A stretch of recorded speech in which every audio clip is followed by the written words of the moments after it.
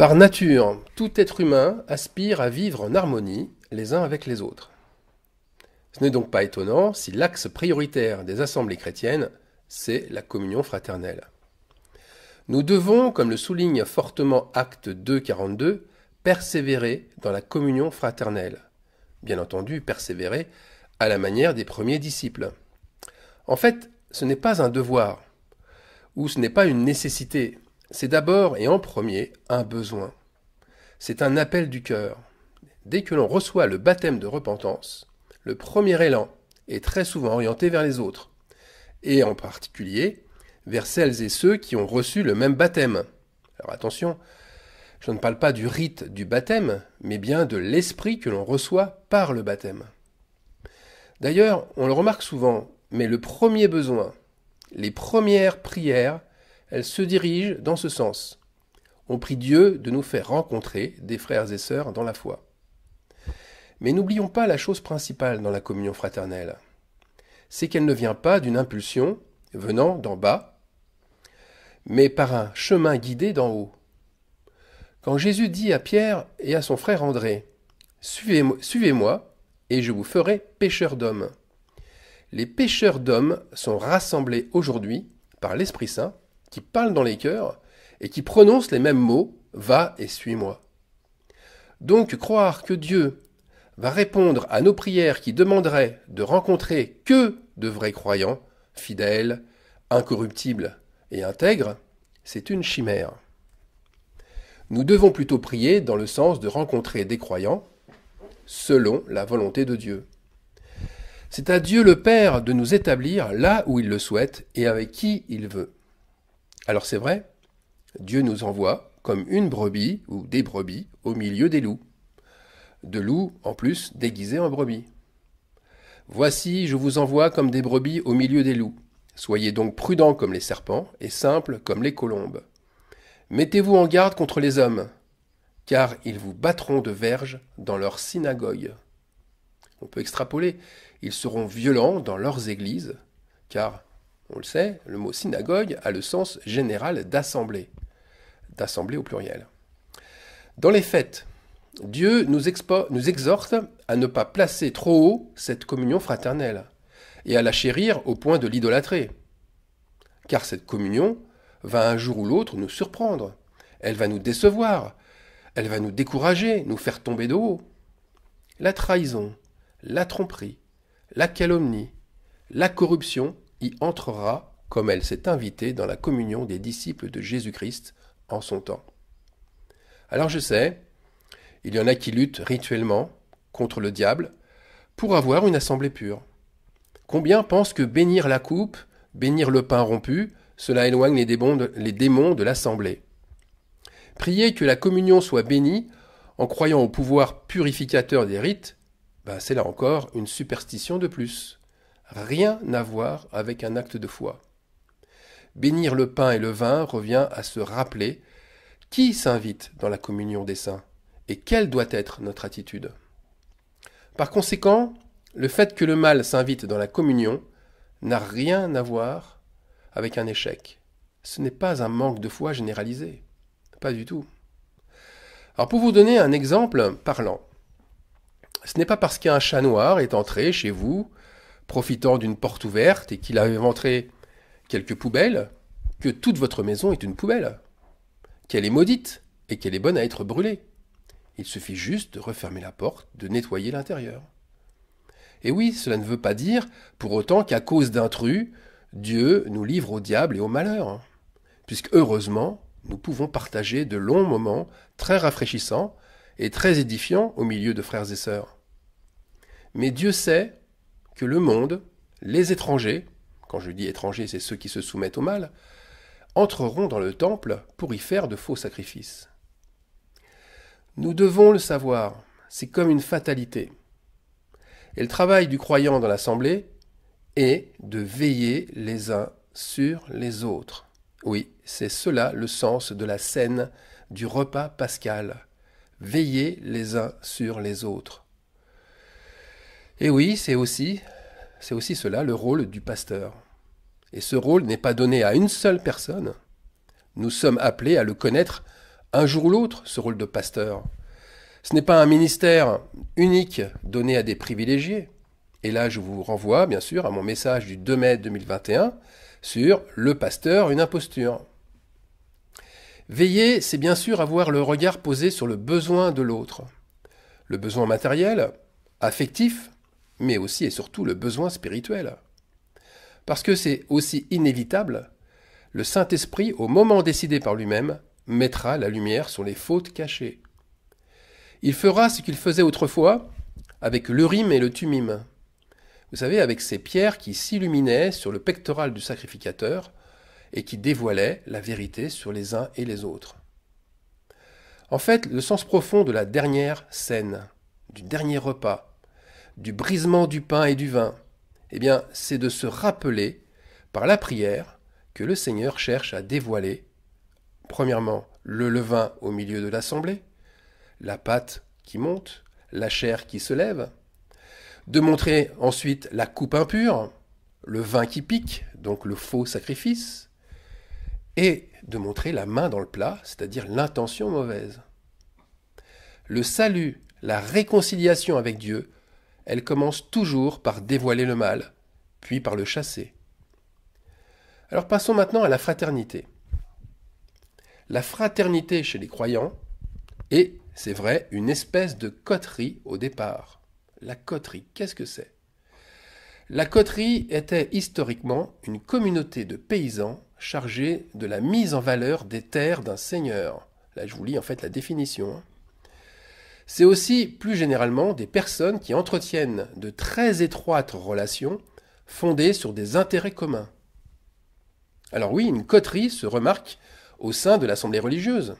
Le seigneur, en minuscule, le faux apôtre, y est identifié par son rang plus élevé que les autres. Et les adeptes, eux aussi, se comportent comme des paysans qui font fructifier les biens de leur seigneur. Mais cette coterie-là est une perversion de ce qui se passe au ciel. Et si on suit cette logique, la coterie au ciel existe bien. Elle possède la même intention noble, celle de mettre en valeur l'héritage, l'héritage de celui de notre Seigneur Jésus-Christ, en ayant tous les mêmes intérêts qui sont de le servir lui et lui seul, et non d'être au service d'un seigneur terrien quelconque. Par conséquent, quand on y regarde bien, ce n'est pas anecdotique que l'auteur des épîtres de la Bible y passe son temps à montrer la différence entre la coterie d'ici-bas, une espèce de secte, avec la coterie du ciel. Mais revenons-en au mal, revenons-en à ce serpent qui mord le talon d'Ève.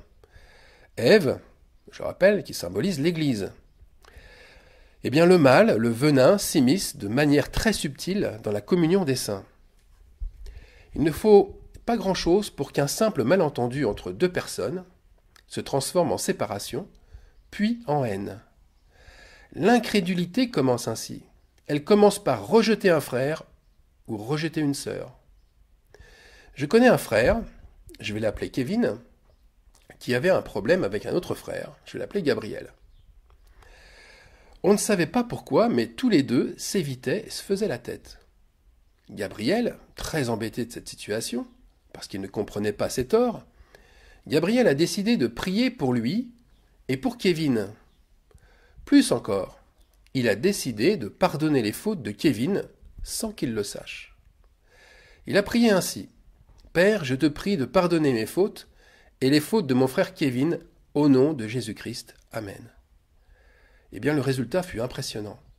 Le lendemain, Kevin s'est mis à reparler à Gabriel.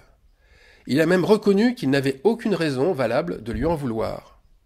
Kevin a reconnu qu'il était le seul coupable de la situation, parce qu'il lui avait prêté de mauvaises intentions. Alors le plus important ici, ce n'est pas de savoir qui a mieux agi que l'autre. La gloire s'est manifestée. Et quelle gloire? La gloire, c'est le pardon.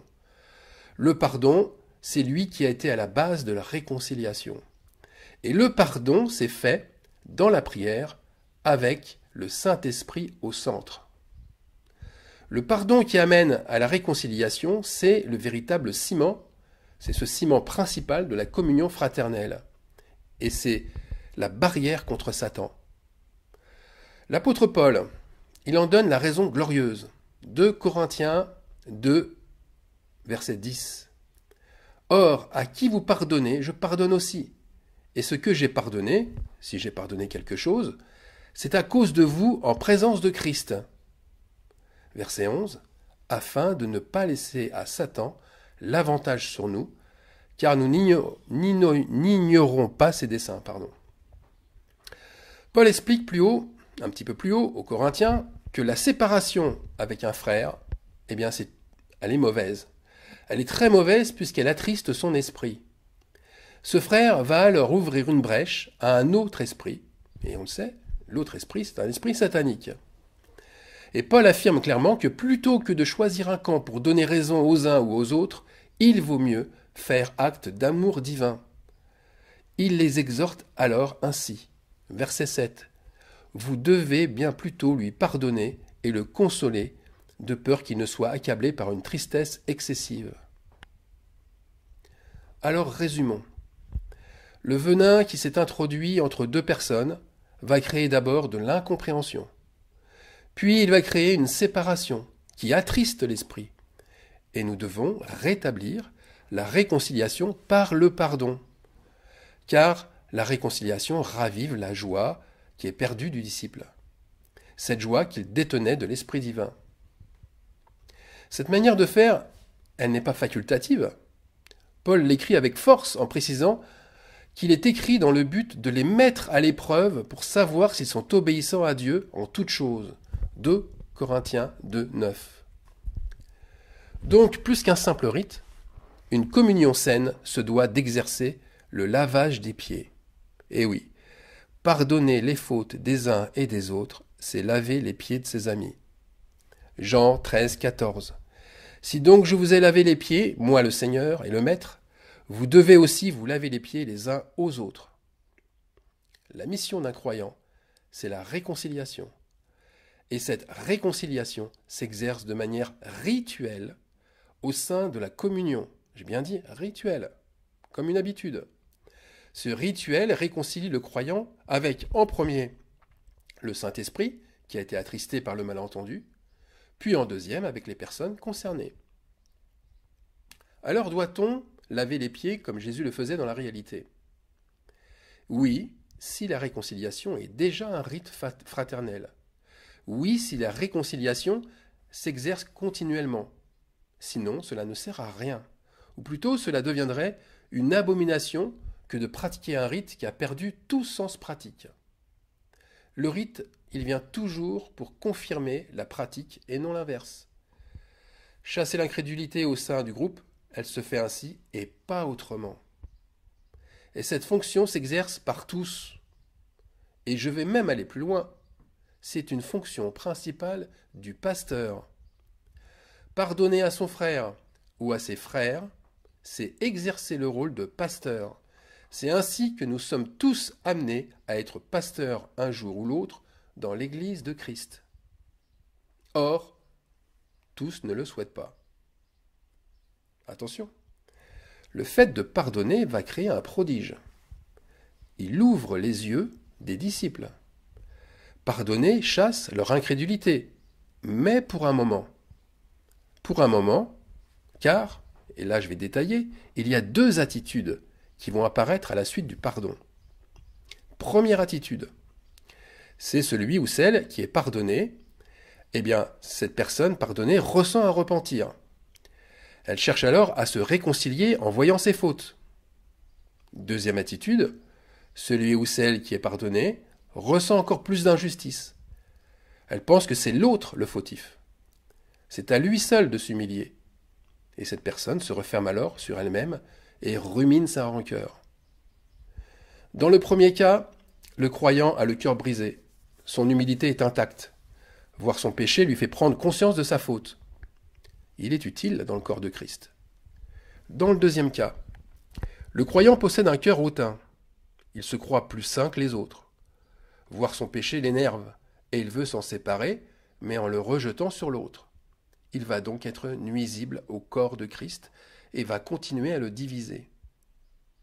Alors que faire dans ce deuxième cas, ou pour ce deuxième cas. Après avoir exercé le lavage des pieds, comme on vient de l'expliquer, qui est le pardon manifesté, eh bien Jésus nous dit la chose suivante. Matthieu 18, des versets 15 à 18. Si ton frère a péché, va et reprends-le entre toi et lui seul. S'il t'écoute, tu as gagné ton frère. S'il ne t'écoute pas, prends avec toi une ou deux personnes, afin que toute affaire se règle sur la déclaration de 2 ou de 3 témoins. S'il refuse de les écouter, dis-le à l'Église, et s'il refuse aussi d'écouter l'Église, qu'il soit pour toi comme un païen et un publicain. Verset 18, je vous le dis en vérité, tout ce que vous lirez sur la terre sera lié dans le ciel, et tout ce que vous délierez sur la terre sera délié dans le ciel. Alors, à la suite de tous ces versets, qu'est-ce que Jésus nous montre? Il nous montre ici la fonction du pasteur. Le pasteur reprend son frère qui a péché.